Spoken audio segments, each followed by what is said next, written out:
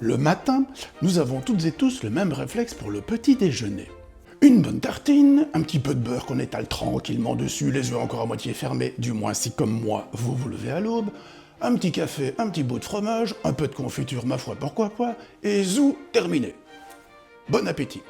Ça paraît tellement simple et évident qu'on n'y réfléchit même plus. Pourtant, pendant longtemps, étaler du beurre sur son pain, c'était loin d'être banal. C'était même un sacré privilège. Un peu comme un marqueur de statut social, quoi.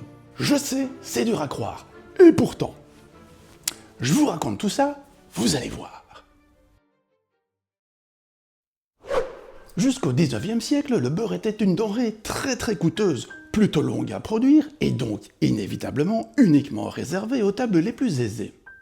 Du coup, vous aurez bien compris que le beurre n'était pas du tout utilisé pour étaler sur son pain comme si de rien n'était. Le pain, lui, était surtout utilisé comme tranchoir. Comme support, si vous préférez, c'était une tranche de pain épaisse et sèche qui servait plus à absorber les jus de cuisson des viandes, des poissons ou des rôtis. Bref, disons que c'était l'ancêtre de l'assiette. Et le beurre alors? Le beurre, lui, on le ménageait.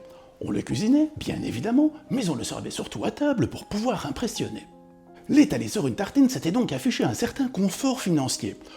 Un tout petit signe discret, l'air de rien, mais qui en disait long sur son statut social, quoi. Et en parlant de statut social, il y en a bien un qui, à lui tout seul, élevait le beurre au rang d'exigence absolue, c'était Louis XIV. L'un des rois les plus emblématiques de ce qui s'appelait encore, à l'époque du moins, le Royaume de France. Vous allez voir, avec lui le beurre c'est une histoire à elle toute seule, et bien plus incroyable que tout ce que l'on pourrait s'imaginer. C'est que, voyez-vous, le roi Soleil avait quelques caprices, ce qui, soit dit en passant, n'est pas vraiment un scoop. Mais celui sur le beurre est plutôt cocasse, puisque pour Louis XIV, le beurre devait absolument toujours arriver à table dans un état impeccable. Pas écrasé, pas affaissé, et surtout pas fondu. Bref, il devait être dans un état parfait. Ça n'a l'air comme ça de rien vu d'aujourd'hui, mais petit problème, à l'époque à Versailles où il faisait très chaud, il n'y avait ni frigo ni chambre froide, et encore moins de glaçons industriels pour pouvoir rafraîchir les aliments. Par contre, il y avait beaucoup d'ingéniosité dans l'air.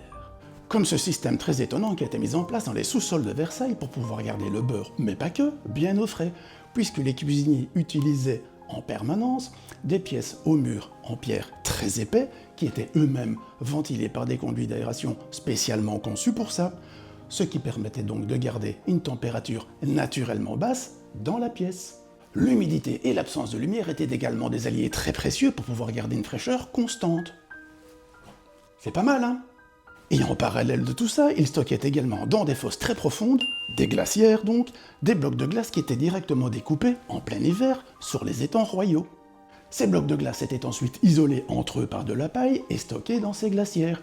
Et l'air de rien, ils pouvaient ainsi être conservés plusieurs mois, sans aucun problème en tout cas, jusqu'à la fin de l'été, voire même, dans certains cas où l'hiver était très rude, une année complète. Ce stock de glace servait alors à rafraîchir tous les aliments, comme le beurre, mais également les sorbets, sans oublier Louis XIV lui-même, bien sûr. Eh ben oui. Alors voilà, dorénavant, lorsque vous allez beurrer votre tartine le matin, pensez un peu à ça.